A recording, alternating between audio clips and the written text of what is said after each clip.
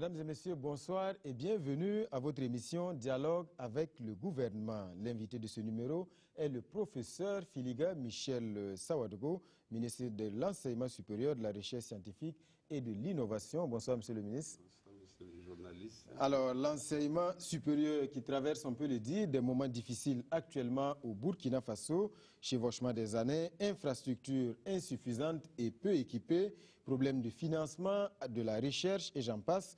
Les défis sont immenses et nous allons en parler pendant plus d'une heure ce soir. Une émission que j'ai le plaisir de conduire en compagnie de mes consoeurs Bénédicte Zouré de la Radio Nationale et Colette Kombari de la chaîne de télévision privée Impact TV. Bonsoir mesdames. Bonsoir. Voilà, et pour camper le décor de cette émission, nous vous proposons, monsieur le ministre, de suivre des préoccupations relevées un peu partout sur le terrain par les acteurs donc, de l'enseignement supérieur. Suivez plutôt. Comme toutes les universités, nous rencontrons quelques problèmes. Quand je prends le côté académique, comme on l'a dit, il y a souvent un manque de professeurs, ce qui fait que nos programmations ne sont pas continues. Et quand je prends au niveau même du matériel, nos projecteurs et autres, il y a un manque. Nous n'avons pas de cité. On est dans les sciences biologiques. On ne sait même pas comment on utilise un microscope. On n'a pas de laboratoire, on n'a pas une salle d'informatique. La salle d'informatique est là, mais les ordinateurs ne fonctionnent même pas. Le problème des enseignants, non seulement à Koudougou, il y a manque d'enseignants, mais ils ne sont pas là, ils ne sont pas disponibles. Les quelques peu qui sont là, ils ne sont pas disponibles. On ne comprend pas pourquoi. La troisième année, ils ont dû panacher S5 et S6 parce qu'il y avait manque de professeurs. La spécificité de l'université de Koudougou fait en même temps ces difficultés. Le fait d'avoir une école normale supérieure à l'intérieur d'une université, vous avez d'un côté les étudiants, j'allais dire classiques, et des stagiaires, et la cohabitation n'est pas toujours facile, puisque pour les uns, ils ont des contraintes particulières, ils ne peuvent pas aller à la grève, alors que pour les autres, ils sont soumis, n'est-ce pas, à d'autres types de contraintes. Nous sommes une institution, la seule peut-être, institution publique de l'État, à avoir pu effectuer, depuis sa création, une entrée académique normale, donc le 3 octobre. Et par la suite, vous verrez, quand on va faire le tour de l'Institut, vous verrez que vous trouvez des étudiants en classe. Donc, autant on commence le 3, on finit également en J, tant un J, tout le monde est en congé, en vacances plutôt. D'abord, il y a les problèmes de bureau pour les enseignants-chercheurs, pour qu'ils puissent s'asseoir, préparer leurs cours, prendre des temps de pause, après, entre les cours.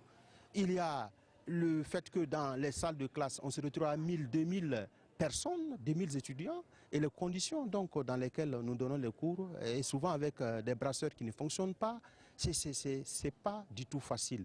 La première difficulté, c'est la route.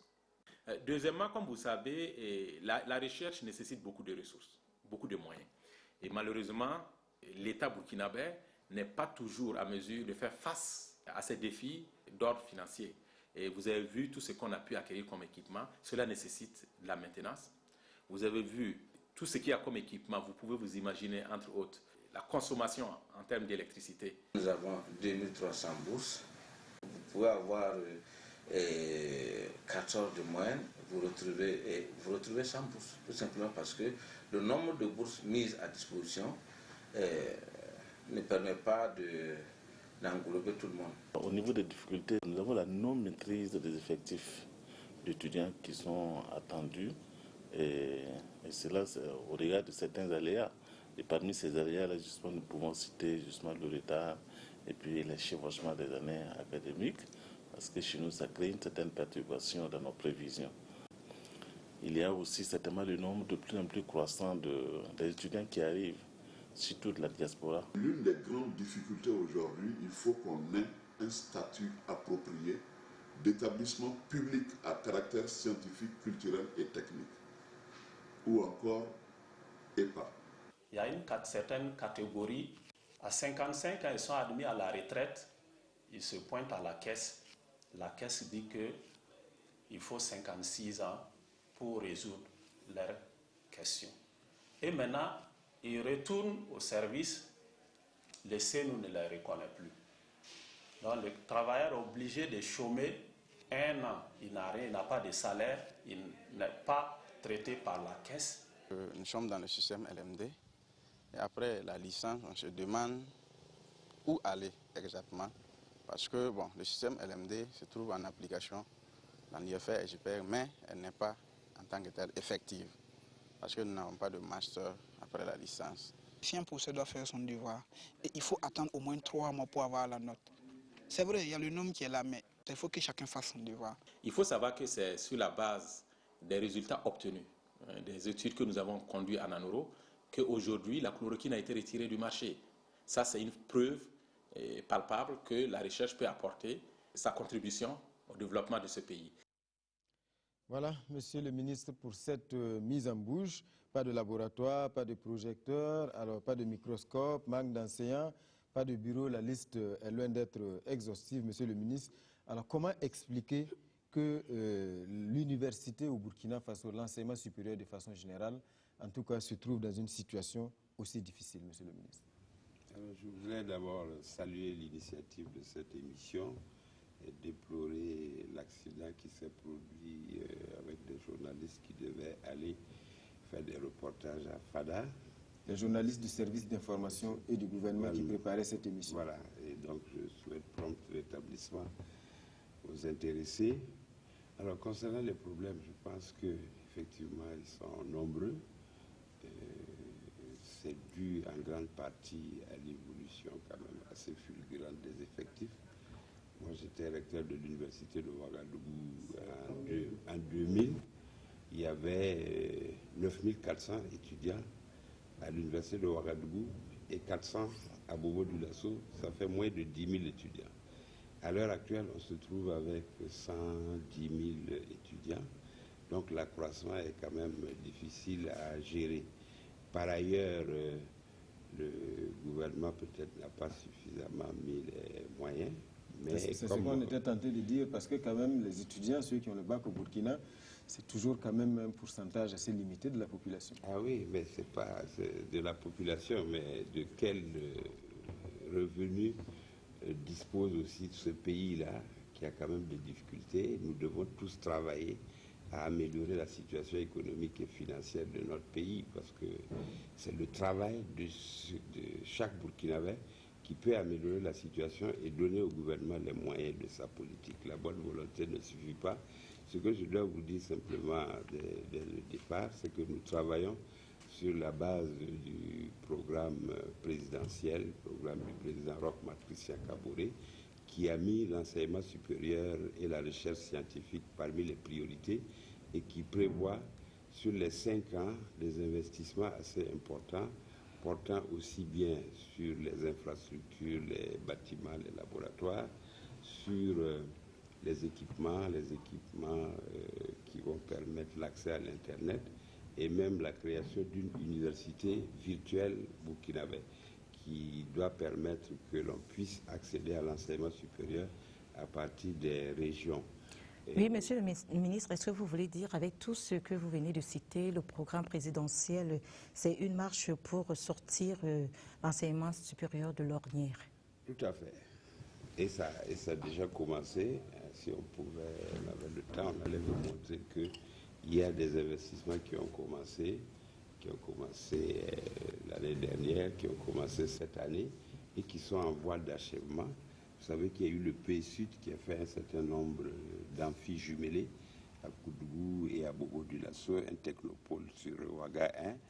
On avait déjà commencé à investir à Ouaga 2, mais à l'heure actuelle, après le blocage depuis 2014, les travaux vont pouvoir reprendre. Je dis vont pouvoir reprendre parce qu'il faut délimiter la superficie concernée, voir véritablement la partie qui nous intéresse pour l'université. Ce n'est pas la peine d'aller prendre des superficies qui vont au-delà des besoins.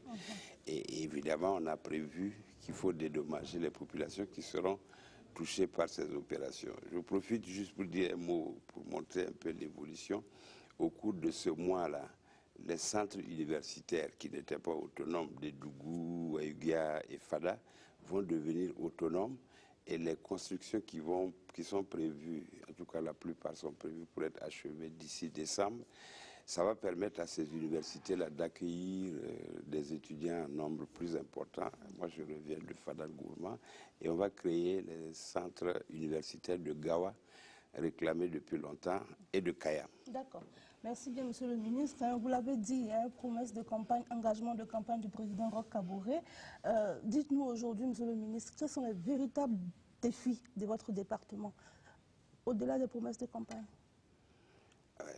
Les défis, c'est trouver donc des solutions aux problèmes de capacité d'accueil. C'est équiper véritablement les locaux, les laboratoires. On a parlé des gens qui font des formations scientifiques sans laboratoire. Donc il y a un laboratoire qui a traîné depuis 3-4 ans, mais cette année, la construction est achevée, l'équipement est achevé. D'ici un mois, ce labo-là, c'est un bloc de labo, qui est à l'université Ouaga 1, qui est la plus grosse, qui à elle seule fait plus de la moitié du nombre total des étudiants du pays. Quelle est la capacité de ce labo? La capacité, c'est une dizaine de labos. Donc ça veut dire que les étudiants, chacun peut avoir des TP d'1 heure, 1h30, et il y a la rotation. Donc dans la journée, vous pouvez dans chaque laboratoire faire passer 10 groupes d'étudiants, par exemple de 20-25 par groupe. D'accord. Monsieur le ministre, nous avons décidé de diviser cette émission en 3 parties.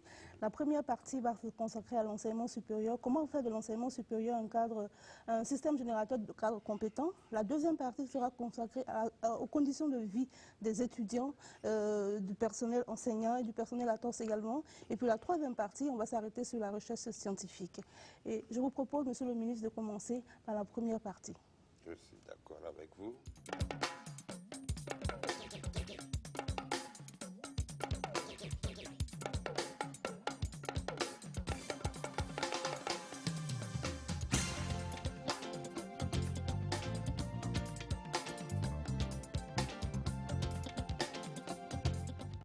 Il est un fait, Monsieur le ministre, qu'un pays ne peut se développer s'il n'a pas de ressources compétentes à même de penser, de mettre en œuvre des stratégies de développement. L'enseignement dans ce contexte-là apparaît comme le creuset pour la formation des cadres. De nos jours, Monsieur le ministre, est-ce qu'on peut dire que nos universités répondent à cette exigence? Est-ce qu'on peut dire aujourd'hui qu'à Ouagadougou, à Bobo-Dioulasso, à Waïguya, à Dédougou, on forme des cadres? Est-ce qu'on peut dire que des cadres sortiront? Je vous propose d'écouter l'élément de réponse dans ce reportage. L'enseignement supérieur fait partie d'un processus d'éducation et de formation qui, depuis le préscolaire, se poursuit tout au long de la vie. Les universités se trouvent ainsi à l'interface du système éducatif et du marché de l'emploi, contribuant de ce fait à créer l'expertise, à gérer le développement, à organiser la transformation sociale et à préserver les valeurs sociales et l'éthique culturelle. Un gros défi pour le secteur de l'enseignement supérieur de notre pays, qui depuis quelques années traverse une crise profonde, marquée par une inadéquation entre les capacités d'accueil et les effectifs d'étudiants, l'insuffisance du personnel d'encadrement et les difficultés de mise en œuvre de la réforme LMD. C'est fort de ce constat que le gouvernement Thiéba, sur la base des orientations du Programme national du développement économique et social, s'emploiera entre autres actions d'ici à 2020 à la réorientation du système d'enseignement supérieur vers les sciences, la technologie, les formations professionnelles courtes, à la consolidation des infrastructures d'accueil et des équipements techniques, de l'accès gratuit à l'Internet et des cours en ligne, et à la prise des mesures urgentes pour la mise en œuvre effective du système LMD. Après ce reportage, Monsieur le ministre, qui dépeint un peu la situation, nous allons aborder la toute première question, une question posée par un téléspectateur. Ma question à poser au ministre, c'est de savoir réellement, est-ce qu'il y a un suivi au niveau de nos centres universitaires?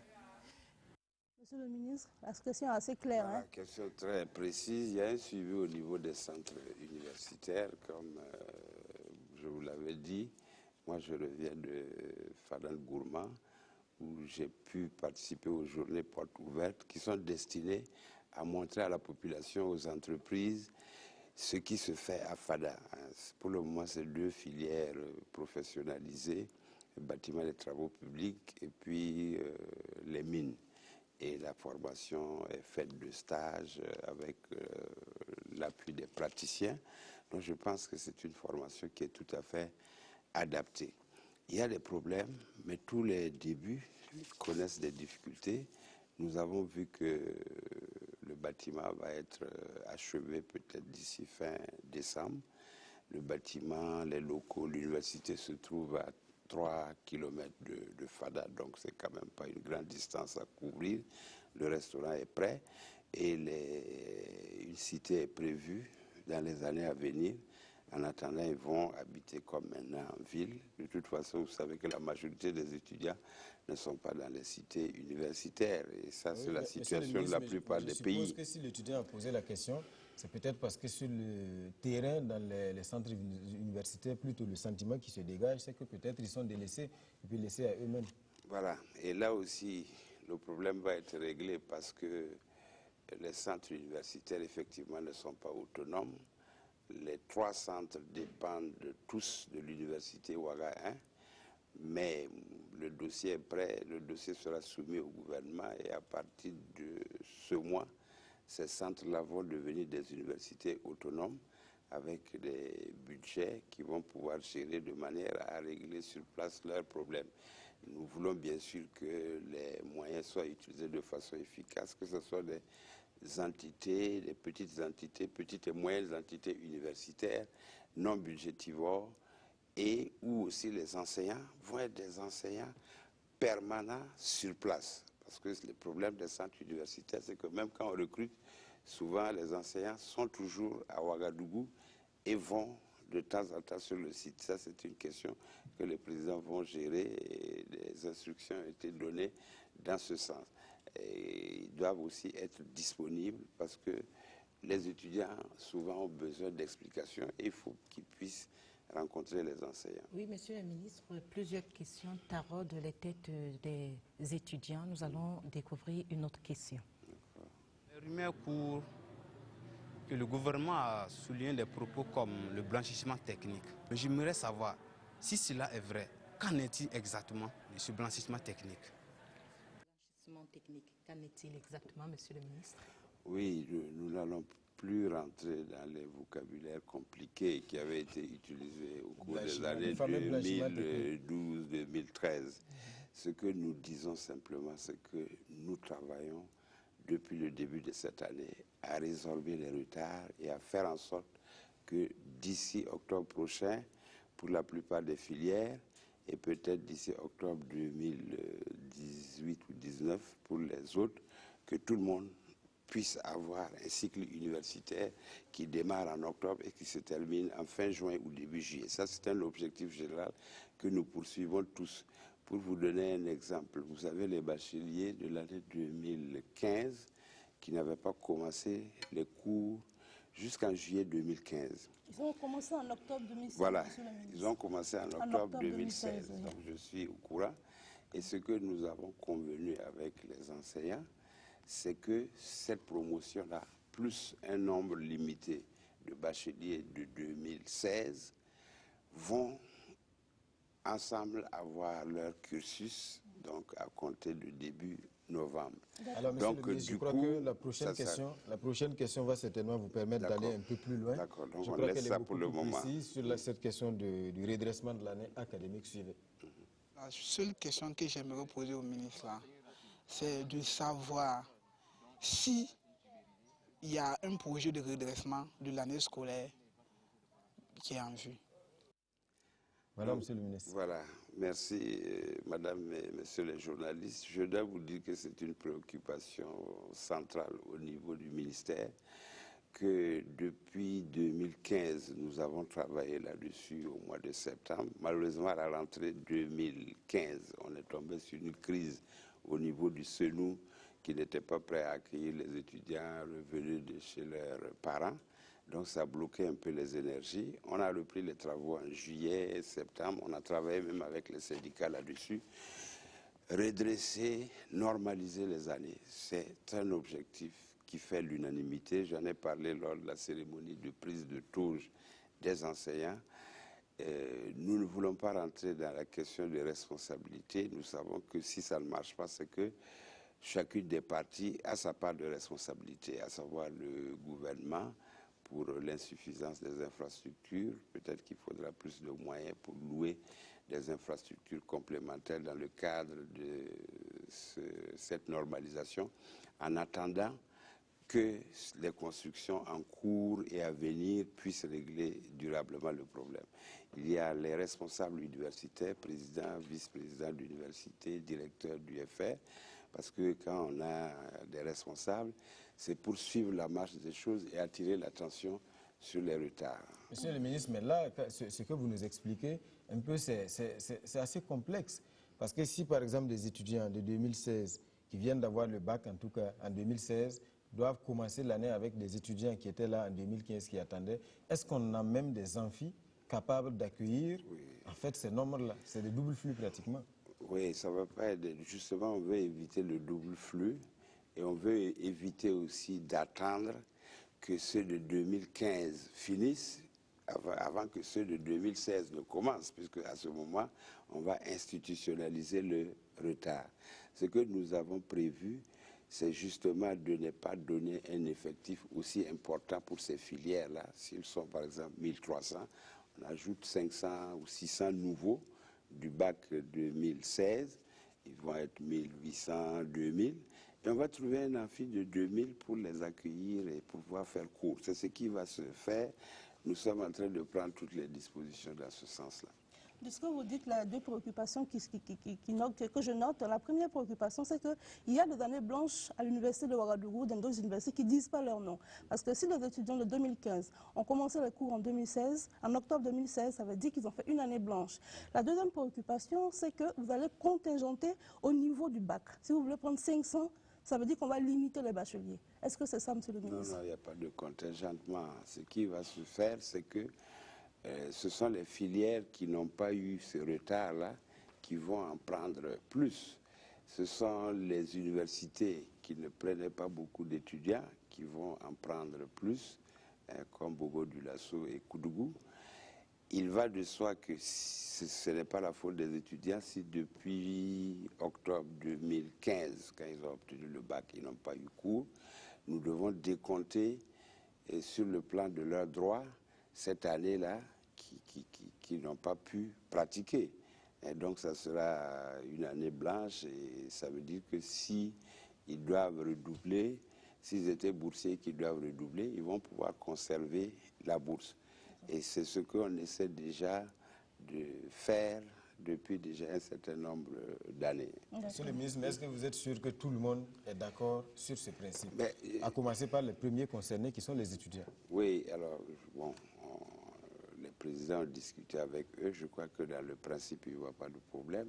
La question, c'est de trouver un amphithéâtre capable de prendre tous ces effectifs-là, ceux qui sont en train de chercher. On a déjà des pavillons qui prennent autour de 1500, 1600. Et si on tient compte de la moyenne des présences, en fait, ça doit suffire. Mais peut-être que par précaution, il faut trouver carrément donc une salle qui Quand vous dites qu'il faut trouver une salle, c'est difficile de trouver. C'est à vous de trouver, hein? Oui, c'est à nous, c'est au président de l'université de trouver et ils sont en train de chercher. De construire ou bien de chercher? De chercher, et on va trouver là. D'accord. Oui. Faites-nous confiance. Là. On vous fait confiance depuis plusieurs années. Monsieur le ministre, si vous permettez, on va écouter un autre téléspectateur qui vous pose une autre question. Je ne pense pas personnellement que les doubles flux, les cours de 7h à 21h, puissent résorber la question du retard. En même temps, on veut limiter les heures sup des enseignants. Mais comment vous allez limiter des heures sup des enseignants si vous voulez les occuper au maximum? Voilà, c'est assez clair. Hein? Oui.